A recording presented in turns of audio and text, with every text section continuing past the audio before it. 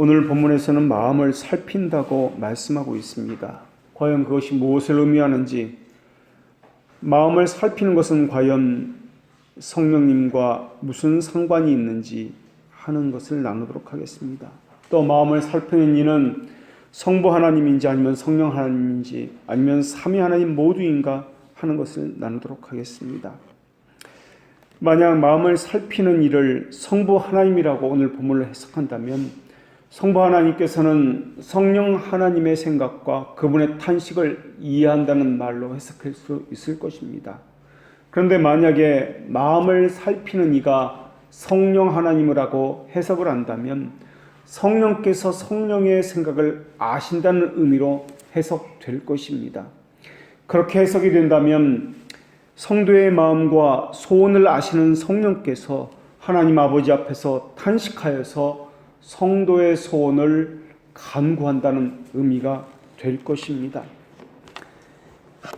성경 다른 곳에서는 마음을 감찰하시는 이가 성령님이라고 말씀하시기 때문에 이런 해석도 타당하다고 볼 수 있습니다.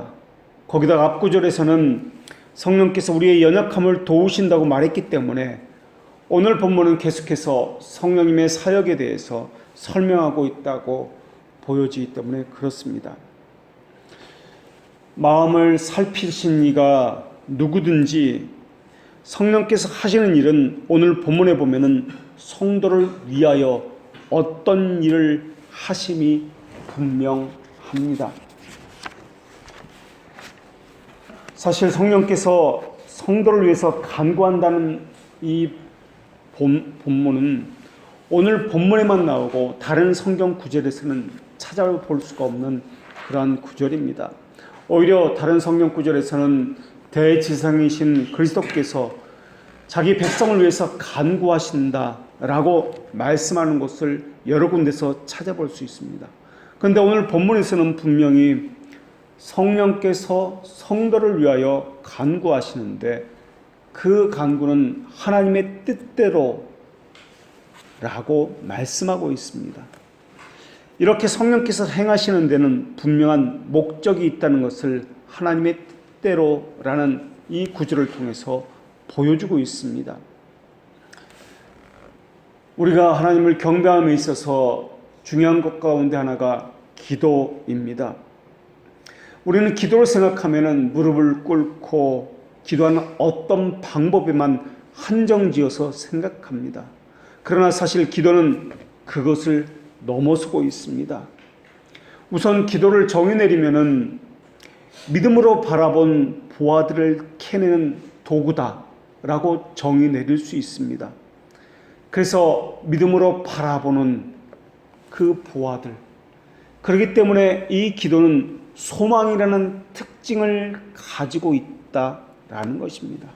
그래서 믿음에 참된 소망이 있는 이들만이 기도할 수 있다라는 것입니다. 그래서 기도는 기도하십시오 라고 해서 훈련되는 것이 아니라는 것입니다. 기도는 말씀과 함께 훈련을 받게 되어 있습니다. 우리가 이미 성례를 통해서 배웠습니다. 성례도 세례나 성찬에만 국한돼서 말씀하고 있지 않다는 것을 말입니다. 예를 들어서 성경에서는 이스라엘 백성들이 바다를 걷는 것을 세례를 받았다라고 말씀하고 있는 것처럼 말입니다. 그것처럼 기도도 여러 차원에서 살펴봐야 되는데 우선 두 가지로 나누어 살펴볼 수 있습니다. 하나는 하나님께서 우리에게 요구하시는 경건의 의무에 관한 것이고 또 다른 하나는 희생 제물에 관한 것입니다. 경건의 의무는 하나님과의 관계를 말하는 것이고 희생 제물은 우리가 삶으로 드리는 제물을 의미합니다. 얼마나 순종의 삶을 살았는지 이것이 바로 기도다라는 것입니다. 그것이 참된 기도요, 바른 기도다라는 것입니다. 참되다는 것, 바르다는 것은 그렇게 해야 응답받는다는 뜻이 아니라 그것이 우리의 울타리다라는 뜻입니다. 그래서 그 기도가 하나님의 뜻에 합당한 참된 기도가 되기 위해서는 두 가지 면에서 살펴보아야 합니다. 이미 말씀드렸듯이 하나는 우리라는 관계적 신앙에서 그 기도를 살펴봐야 한다는 것입니다. 그래서 기도가 주기도문에서 처음 시작하는 두 단어가 하늘에 계신이라는 단어와 우리 아버지라는 단어입니다. 이것이 바로 경건과 관련되었다는 의미입니다. 기도의 삶은 하늘에 계신 하나님이라는 인식으로부터 시작됩니다. 하나님은 그 무엇에도 의존하지 않는다는, 스스로 존재하시는 창조주이시다는 이 인식이 우리 안에서 있어야 합니다. 그리고 우리는 피조물이기 때문에 무엇인가에 의존해서만 살아갈 수밖에 없는 존재라는 것을 인정함으로 기도가 시작됩니다. 그래서 하늘에 계시다는 의미는 세 가지 의미를 가지고 있습니다. 하나님은 모든 장소에 초월해 계시기 때문에 그분을 찾을 때 우리가 우리의 몸, 우리 영의 인식, 지성, 감정 이런 모든 것들을 초월할 수 있어야 한다는 것이 그 첫 번째 의미입니다. 그런데 사람들은 자꾸 자기의 방식, 사람의 방식으로 하나님을 표현하려고 하고 있습니다. 하늘에 계신이라는 고백을 하지만은 하늘에 계신 그 하나님을 자꾸 사람의 몸으로 표현하려고 하고 있고, 이 땅의 가시적인 것으로, 보이는 것으로, 사람의 이해하는 방식과 사람의 감정으로 하나님을 묘사하려고 하고 있습니다. 이것은 이미 초대교회 이단으로 판명된 그러한 사람들의 하나님 표현 방식입니다. 또 어떤 사람들은 나를 이해시켜주면 믿겠다고 이야기합니다. 믿음은 이해하기 때문에 믿는 것이 아니라 믿기 때문에 이해하는 것입니다. 그래서 철학과 신념에서 진리를 찾는 것이 아니라 하나님의 말씀인 성경에서 진리를 찾는 것입니다. 하나님을 피조물의 이성으로 이해할 수 있었다면 하나님은 우리에게 계시할 이유가 없었을 것입니다.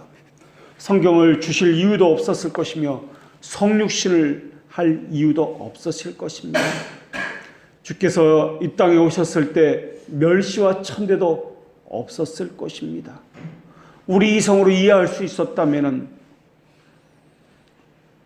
부패함이나 무능력함도 없었을 것이고 우리가 우리 행위로서 우리 구원도 가능했을 것입니다.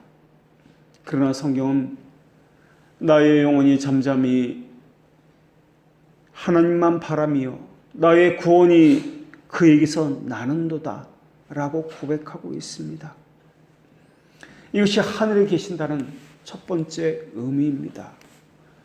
하늘에 계신다는 두 번째 의미는 하나님은 부패한 것과 변화와 일시적인 모든 기초를 초월해서 계신다는 의미입니다. 그러니까 하나님은 부분적이거나 일시적인 분이 아니다라는 것입니다. 그분은 순결하기에 혼돈되지 아니하시며 영원하기에 변하지 아니하시며 그분은 하나이기에 나누이지 아니하시며 분리되지도 않는 분이다라는 것입니다. 결국 하늘에 계시다는 이 말의 의미는 하나님을 우리의 감정과 이성으로 생각하거나 평가하지 말라라는 것입니다. 내가 좋으니까 하나님도 좋으실 것이야. 내 감정이 이렇게 좋으니까 이게 바로 은혜 받은 것이다 라고 하면서 사람의 감정에 맞추려고 하거나 이 땅에 있는 물질적인 것으로 생각해선 안 된다라는 것입니다. 기도도 마찬가지입니다. 기도도 기도 자체를 뛰어넘으라는 말입니다. 그래서 기도하는 자는 내게 합당한 내 감정, 내 마음, 내 심정이 아니라 하나님에게 합당한 마음과 심정을 가져야 합니다. 무례해서도 안 되고 때를 써서도 안 됩니다. 망상을 품어서도 안 되고 경솔해서도 안 됩니다. 그 다음 살펴봐야 하는 단어는 우리 아버지라는 단어입니다. 이것은 하나님의 공정함을 무시하지 말라는 뜻입니다. 우리라는 단어를 넣어보면 그것이 공정한 기도인지 아닌지 알 수 있습니다. 자신의 내면을 뒤적거려 보십시오. 정말 하나님을 경외하는, 두려워하는 마음이 있는지 말입니다. 하나님의 속성에 합당한 마음으로 기도하고 신앙생활하고 있으며 예배하고 있는지 말입니다. 그 심정은 과연 하나님의 속성에 어울리고 있습니까? 기도는 하나님의 속성과 연결되어 있습니다. 그래서 기도 응답은 내가 원하는 것이 이루어지는 것이 아니라 하나님의 속성이 내게 나타나 깨달아지는 것, 이것이 기도 응답이라고 말씀드렸습니다. 그래서 기도는 항상 하나님의 속성과 관계를 짓습니다. 그래서 참된 기도라면은 하나님의 속성과 어긋남이 없습니다. 그래서 믿음은 복음에서 태어나는 것처럼 우리의 심정은 하나님의 이름을 부르면서 훈련을 받는 것입니다. 그렇기 때문에 신자에게 있어서 부끄러움이라는 것은 하나님의 영광을, 하나님의 속성에 어긋나게 하는 것, 하나님의 영광을 희미하게 하는 것입니다.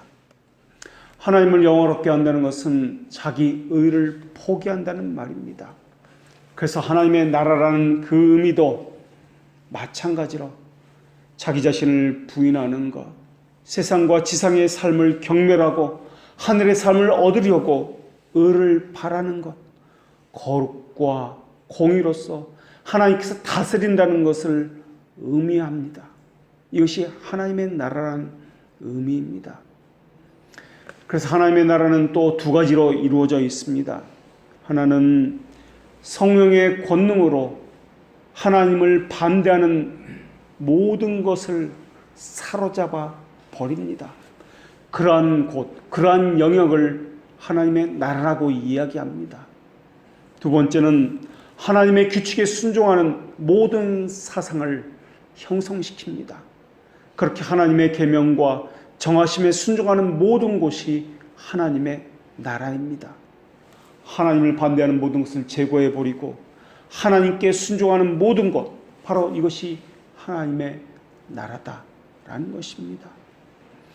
우리는 기도를 하면서 우리 아버지라는 호칭을 통해서 그것을 배우게 됩니다. 우리 아버지라는 호칭은 관계적 신앙이다 라고 우리가 배웠습니다. 다른 말로 질서라고 이야기하며 마땅히 자신이 있어야 할 위치라고도 이야기하며 그것을 아름다움이다 라고 이야기하며 그것을 하나님께서 보시기에 좋았더라 라고 이야기합니다. 각자 있어야 할 자기 자리, 바로 그 자리에 있는 것, 이것이 어울림이고 이것이 아름다움이고 이것이 미다라고 불리는 것이며 이것이 바로 선이요 진리라는 것입니다. 그래서 기독교 강요에서는 신자의 삶을 두 가지로 이야기하는데 하나는 거룩이고 또 다른 하나는 공의입니다. 거룩과 의로움. 거룩은 하나님과의 관계를 의미하는 것이고 공의는 이웃과의 관계를 의미하는 것입니다. 그래서 거룩과 공의가 드러나는 곳, 이것이 바로 하나님의 나라입니다. 이런 의미가 하늘에 계신 우리 아버지라는 이 단어 속에 모든 것이 다 들어가 있습니다. 결국 기도라는 것은 하나님의 마음을 바꾸려는 목적이 있는 것이 아니라 하나님의 뜻을 이루는 데 목적이 있다라는 것입니다. 우리의 뜻을 버리고 하나님의 뜻과 소원에 맞추는 것, 그것이 기도다라는 것입니다. 그것을 오늘 본문에서는 성령의 하나님의 뜻대로 간구한다 라고 말씀하고 있습니다.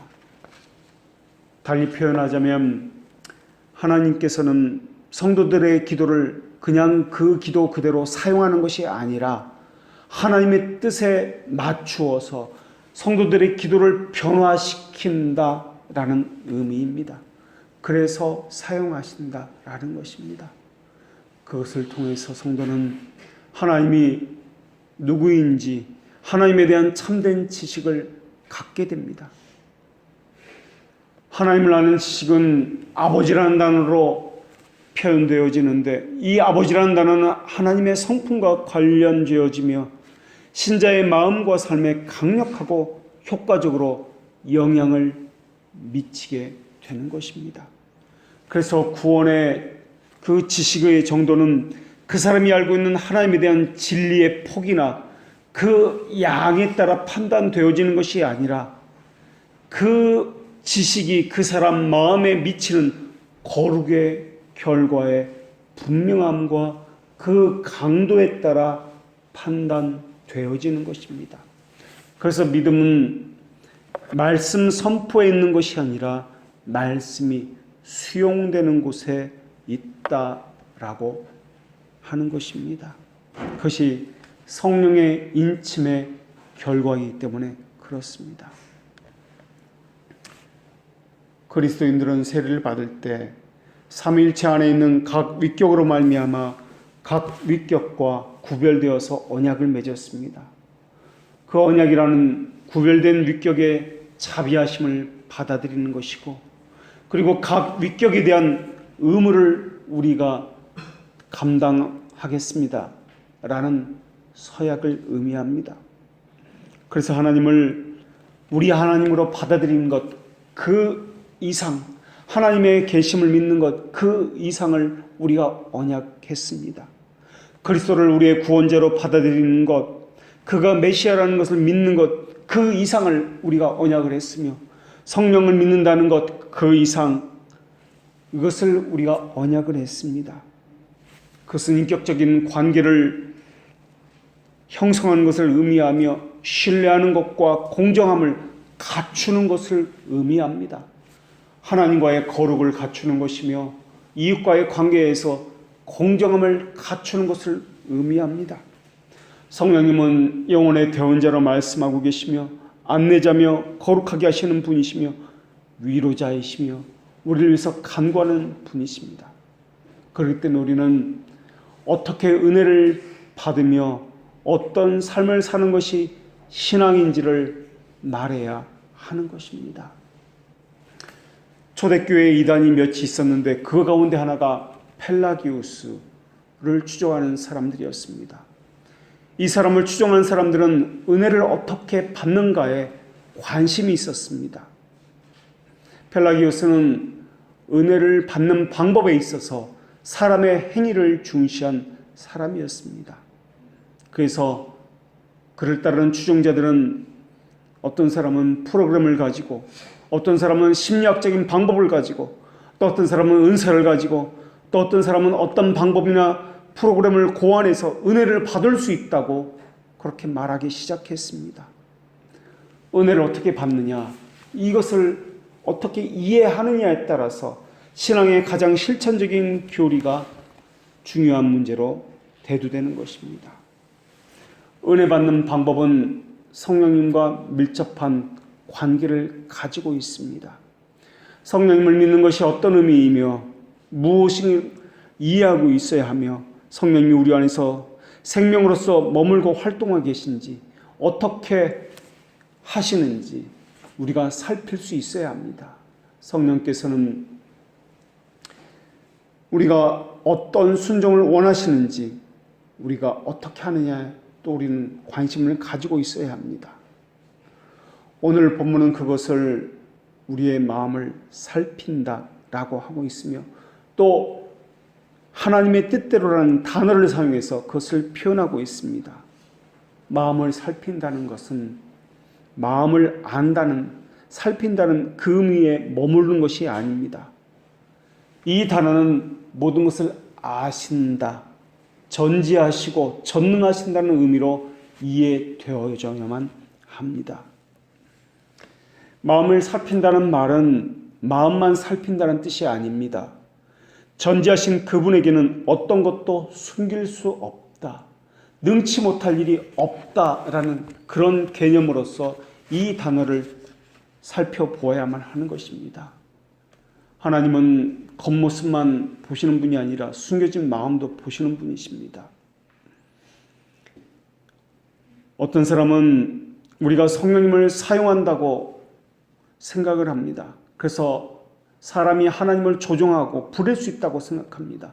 그래서 성령님을 이쪽에 가라 저쪽에 가라라고 그렇게 신성모독하는 사람들이 있습니다. 그들은 관습이나 교육을 통해서 나는 성령을 믿습니다라고 이야기합니다. 그들은 성령님이 하나님의 택한 백성을 거룩하게 하신다고 말을 합니다. 그러나 그들은 삼위일체 하나님을 믿는 사람들이 아닙니다. 그런 사람은 성령님의 사역을 부인하는 사람이요, 성령님을 믿지 않는 사람들입니다. 그들은 성령님께 호소하는 척하면서도 성령을 거스리는 사람들입니다. 진리를 거슬려 말하는 성령님은 있을 수 없기 때문에 그렇습니다. 그분은 진리의 영이라 불리시는 분이십니다. 하나님의 영이 하나님의 속성과 반대되는 행위도 할 수가 없습니다. 그분은 거룩의 영이라 불리시는 분이기 때문에 그렇습니다. 그분은 사람을 죽이지 않습니다. 그분은 생명의 영이라 불리시는 분이기 때문에 그렇습니다. 그분은 당을 짓고 분파하며 나뉘는 분이 아니십니다. 그분은 우리를 한 성령으로, 한 믿음으로, 한 주를 갖게 하시며 한 세례를 받게 하시는 분이기 때문에 그렇습니다. 그분은 일치의 영이시요 연합의 영이기 때문에 그렇습니다. 그러나 사탄은 자기를 빛의 천사로 가장하면서 자기를 의의 일꾼으로 그렇게 사람들을 속입니다. 겉으로는 열심을 가지고 무언가 있는 것처럼, 무언가 아는 것처럼, 그렇게 자기 안에 성령이 있는 것처럼 그렇게 이야기합니다. 그러나 하나님께서 정하신 수단은 거부합니다. 그들은 교회가 말하는 것을 맹목적으로 믿으며 사람이 목사를 마치 교황받들듯이 우상 숭배하듯이 숭배합니다. 그들이 의지하는 것은 사람과 사람이 만든 수단과 방법과 프로그램들입니다. 성령님만이 모든 은혜의 원천이시며 생명의 샘이십니다. 성령님은 그것을 하나님의 자녀들에게 그대로 반영하십니다. 하나님의 형상은 1차적으로 하나님의 아들 예수 그리스도 안에 있습니다. 그 형상은 파생적으로 하나님의 영에 의해서 성경에 완벽하게 새겨졌습니다. 하나님의 영은 거기서 멈추는 것이 아니라 성경과 성경의 거룩한 교리로 말미암아서 그 성경을 도구적으로 사용해서 인간의 영혼에 영향을 미칩니다. 그래서 그리스도 안에는 하나님의 영은 하나님의 거룩한 말씀과 교리 안에 있는 하나님의 형상의 원인입니다.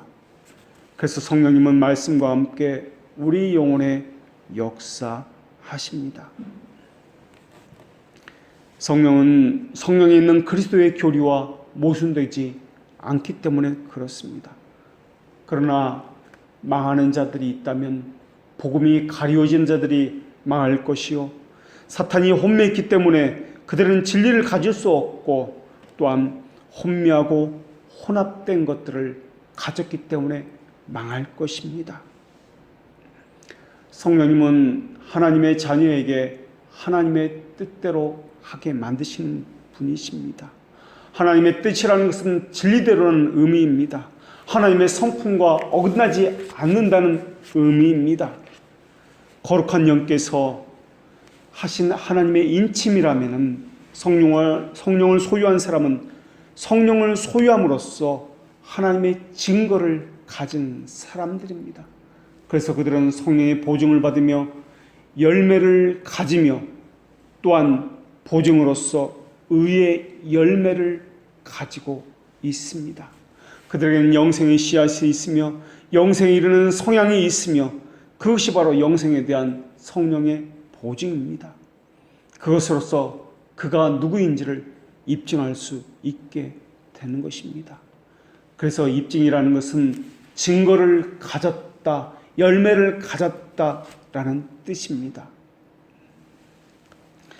그래서 그 은혜를 가지고 그 증거를 가지고 그 사람은 하나님의 자녀라는 것을 보일 것이며 그 약속이 진실하다는 것을 보일 것이며 또한 약속의 열매를 보임으로써 그가 하나님의 자녀라는 것을 입증할 것이며 또한 그 사람은 하나님의 뜻대로 하는 것을 즐거워함으로써 그 사람이 하나님의 자녀라는 것을 입증할 것입니다.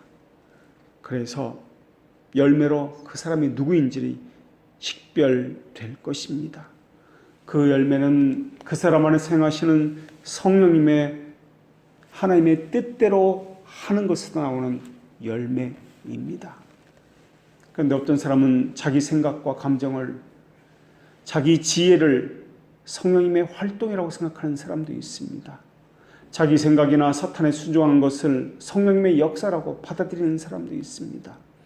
이것에 대해서 조나단 에드워드라든지 많은 사람들이 어떤 것이 성령의 역사인지 거짓된 역사인지를 구별하는 이야기들을, 증거들을 많이 분별법을 이야기했습니다.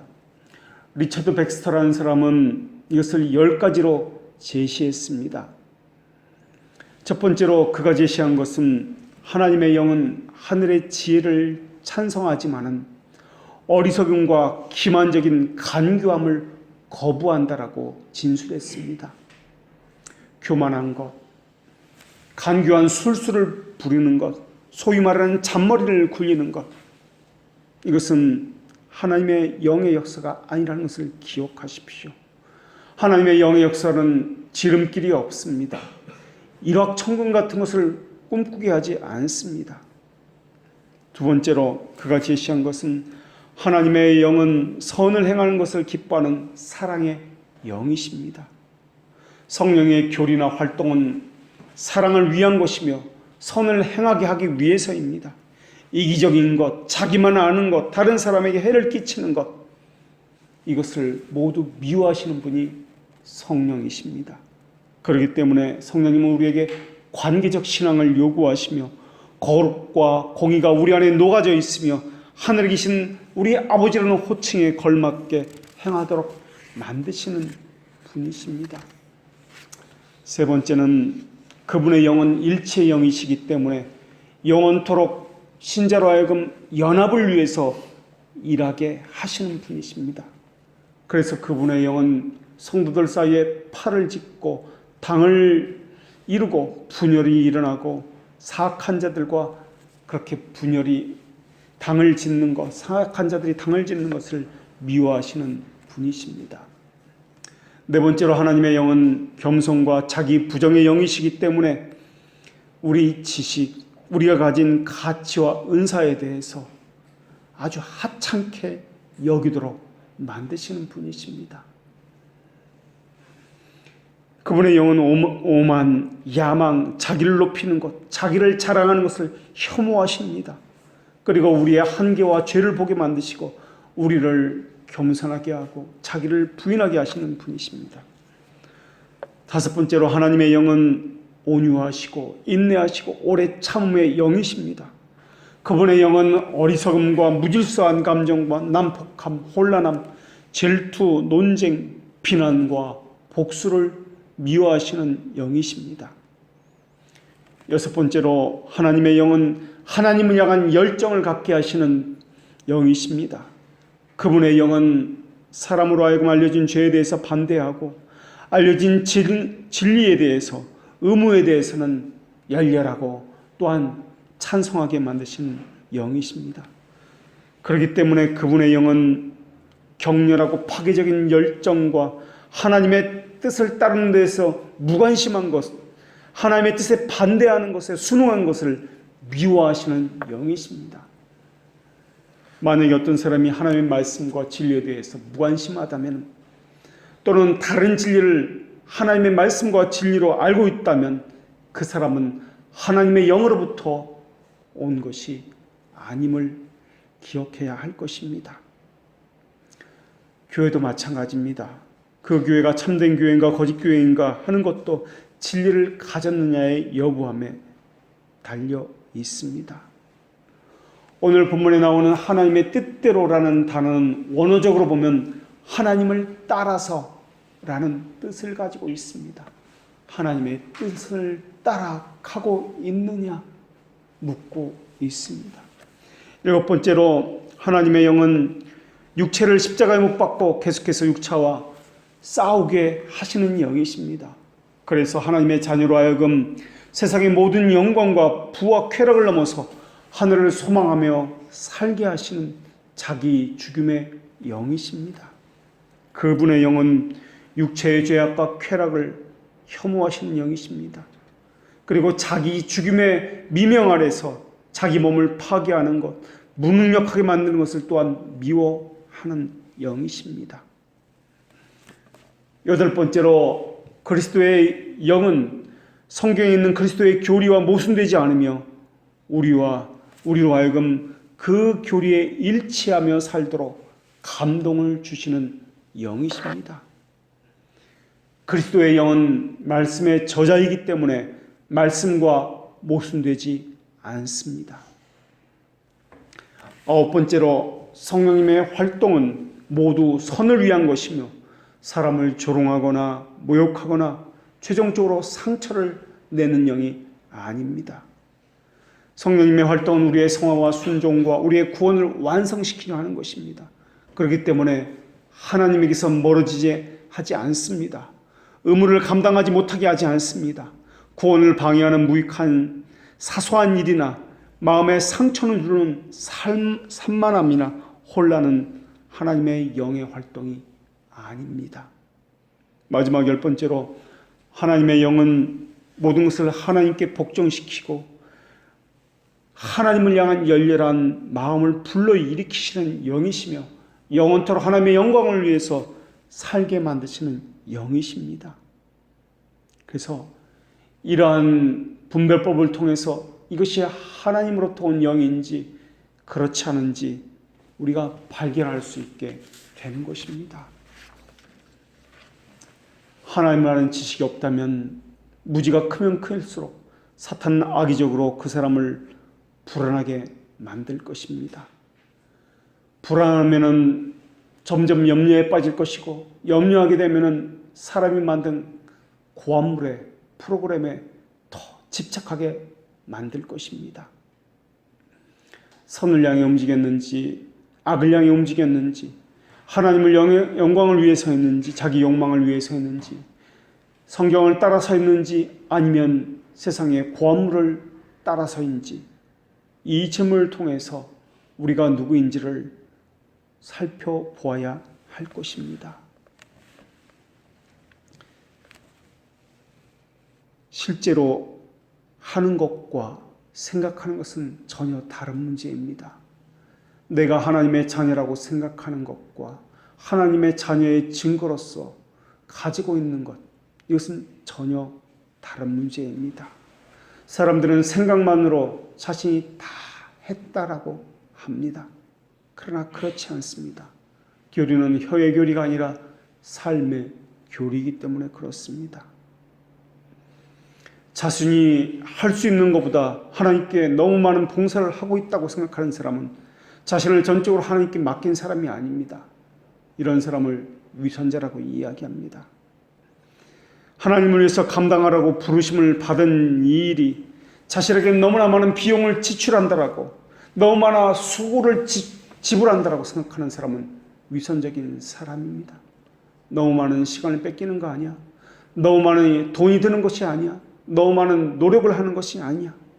자신의 시간, 부, 쾌락이나 어떤 것인지 또한 자신이 얻었다고 생각하는 사람도 하나님의 영에서 나온 사람이 아닙니다.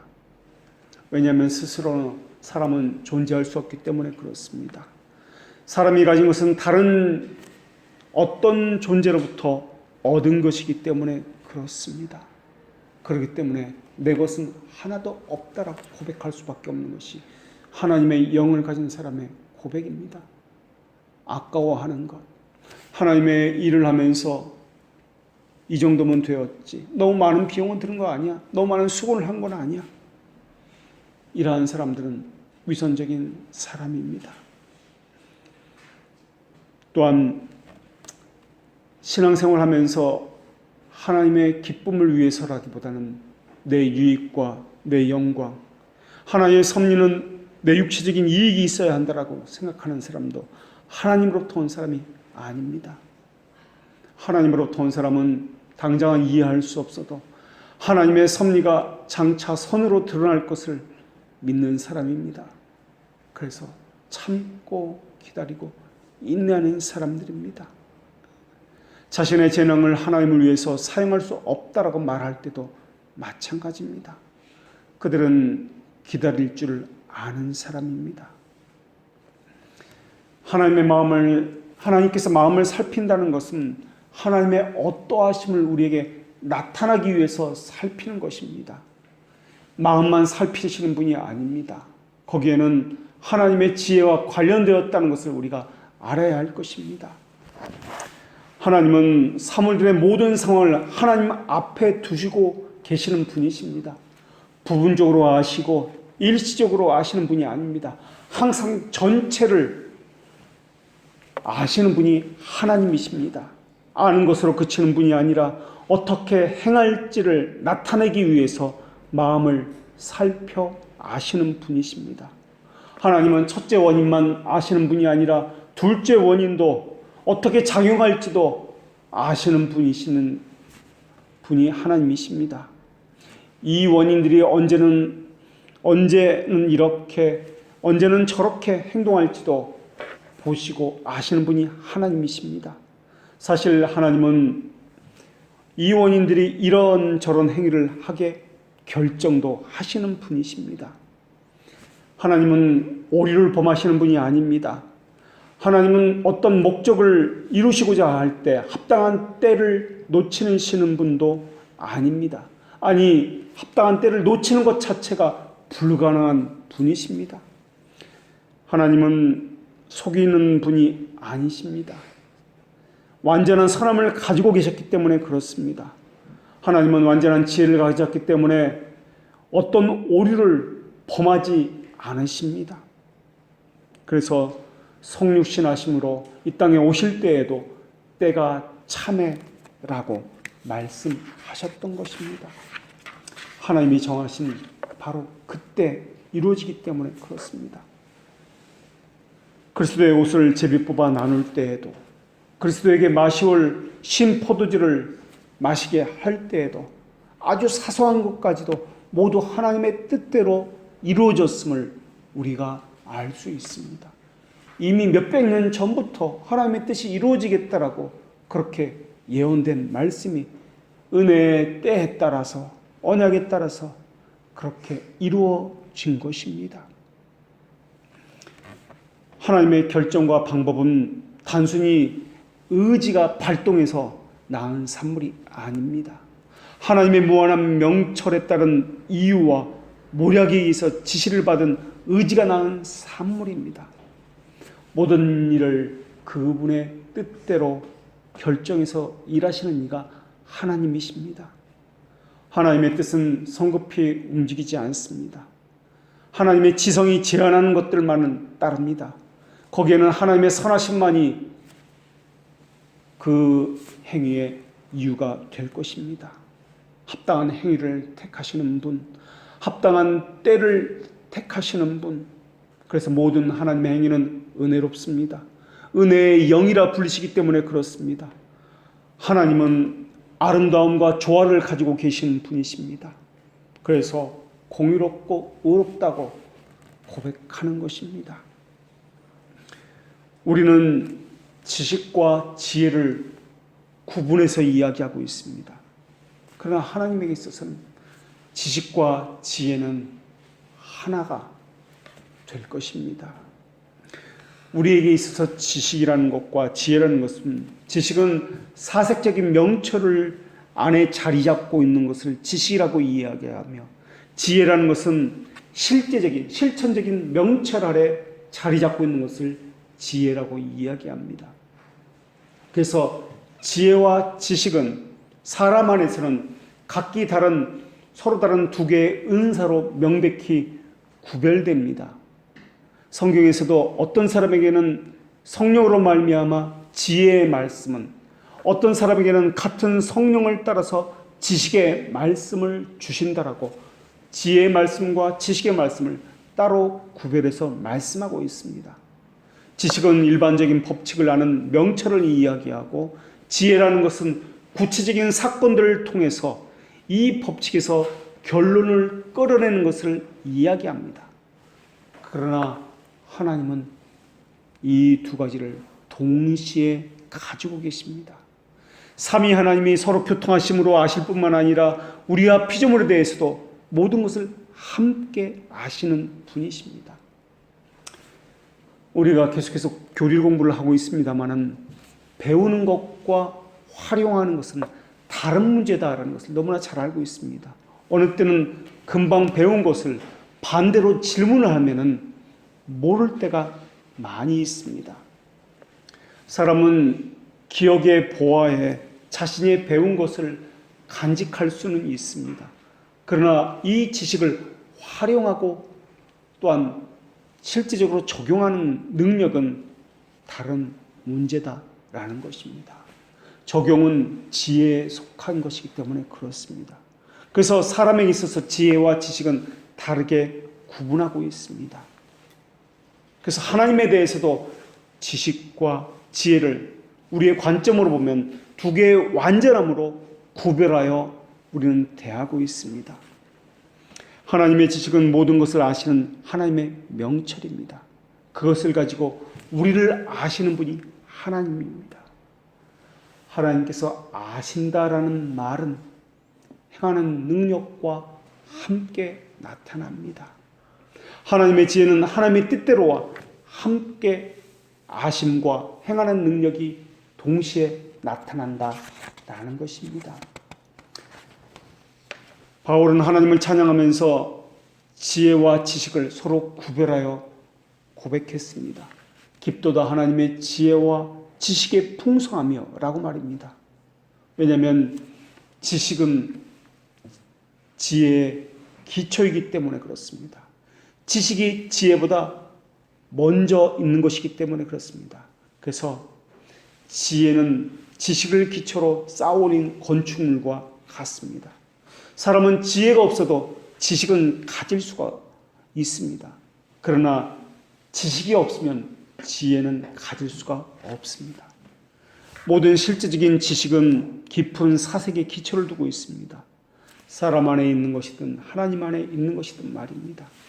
지식이라는 것은 사물을 아는 것을 이야기하고, 지혜는 사물의 위치를 정하는 것, 적용하는 것, 행하는 능력을 지혜라고 이야기합니다. 지혜는 작용 속에서 빛을 발하는 지식의 빛이요 광채를 이야기합니다. 그러나 우리에게는 각기 다른 것이지만 하나님에게 있어서는 따로따로가 아니라 이 둘을 하나로 함께 한다는 것입니다. 그것을 가지고 우리에게 아신다라는 것입니다. 지혜와 지식만 함께 가지신 것이 아닙니다.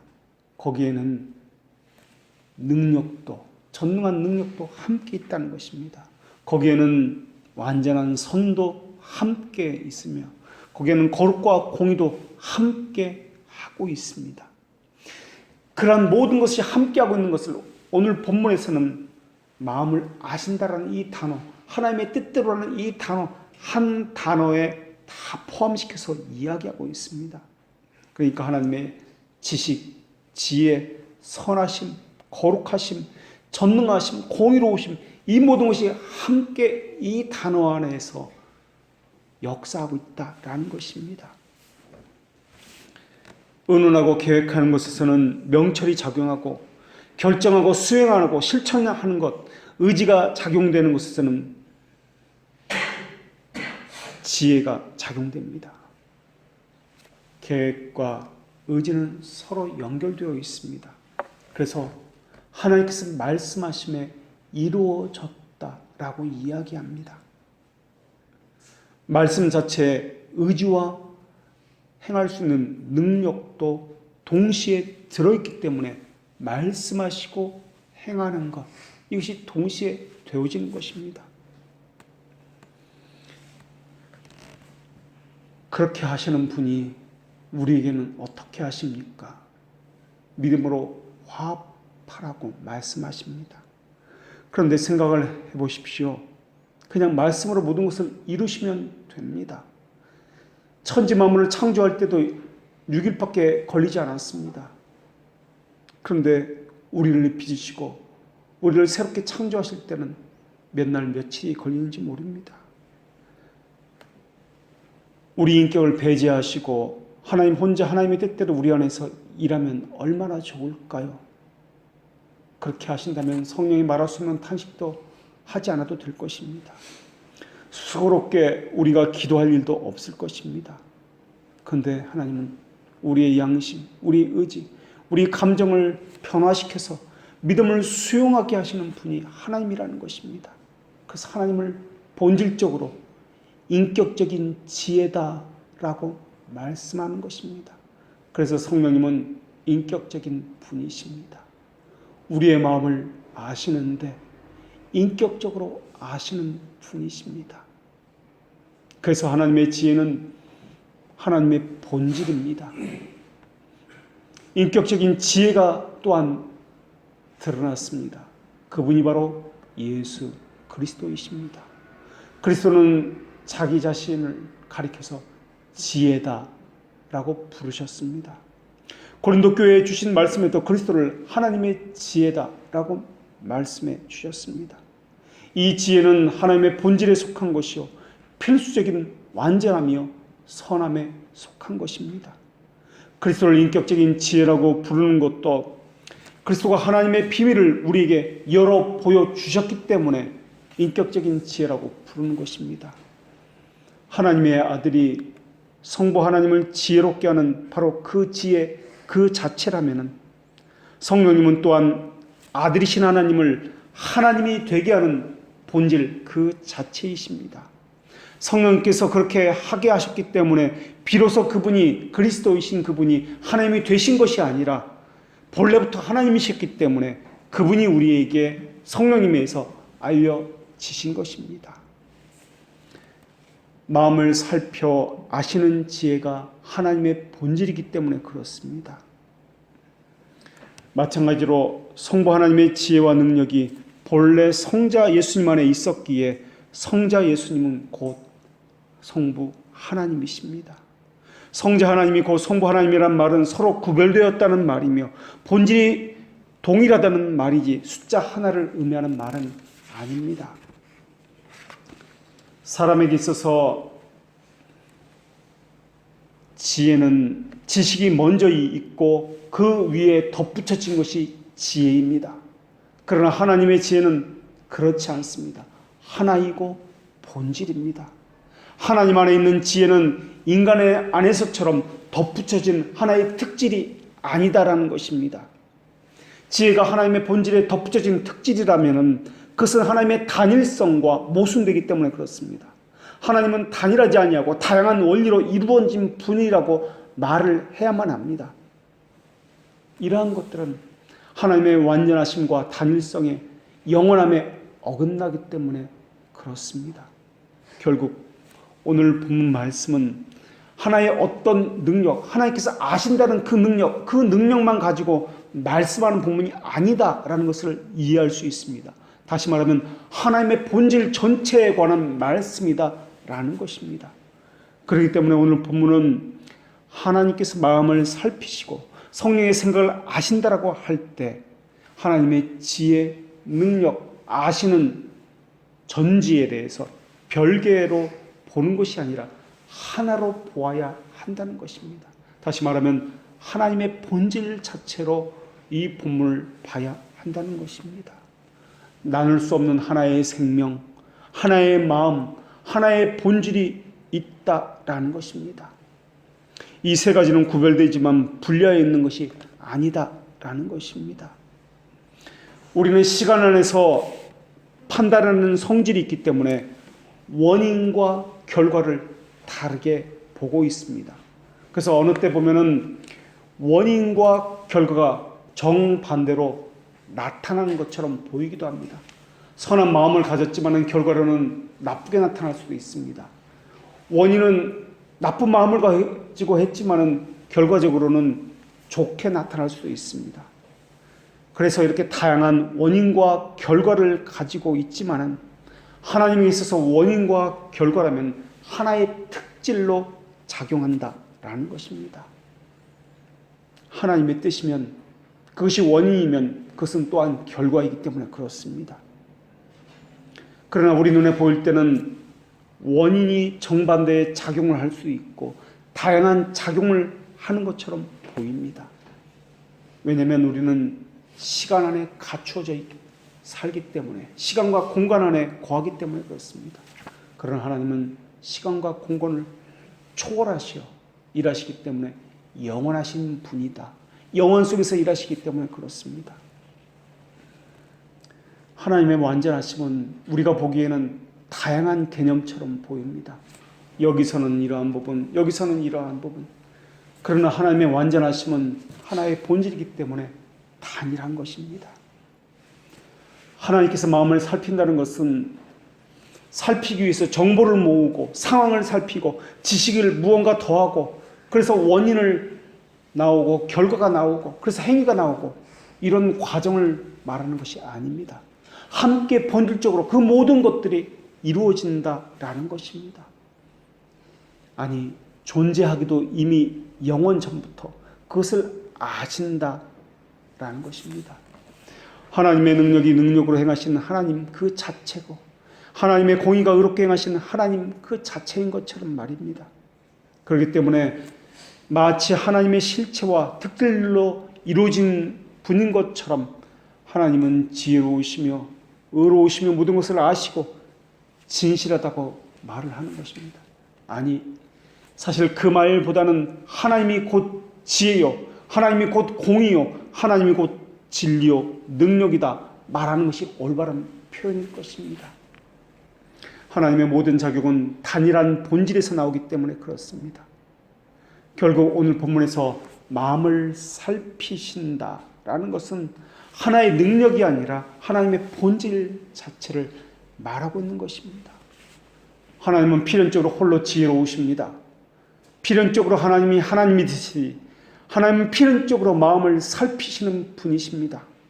살피고 아신다는 개념은 하나님의 신성의 개념과 분리될 수 없다라는 것입니다.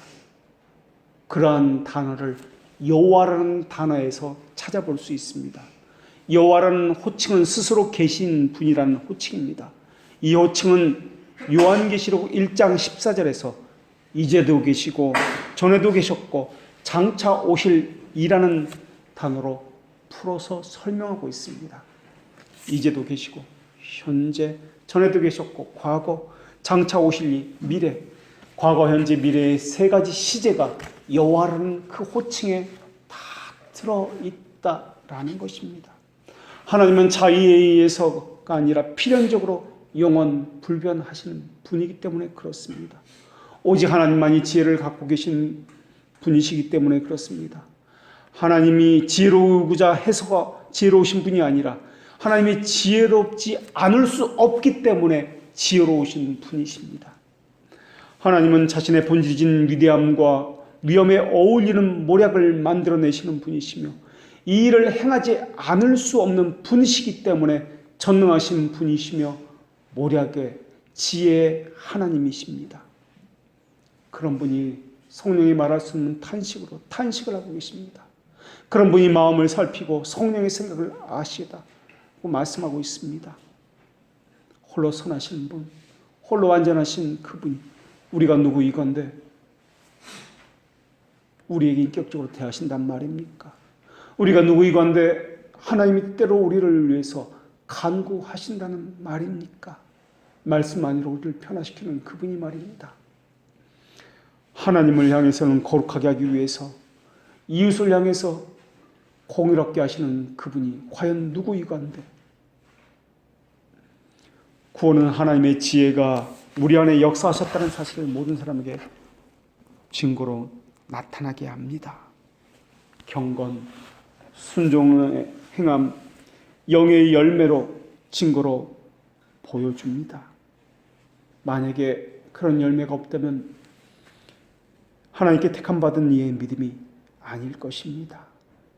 하나님의 정확 무한 말씀으로 자신을 점검해 보시기 바랍니다. 혹시 믿음에 관하여 파산한 자는 아닌지, 혹시 살아계신 하나님에게서 마음이 떠나 있지는 않는지, 뒤로 보는 것과 뒤로 물러서는 것과 뒤로 돌아서는 것과 뒤로 넘어지는 것은 하나님의 뜻이 아닙니다. 기도하겠습니다.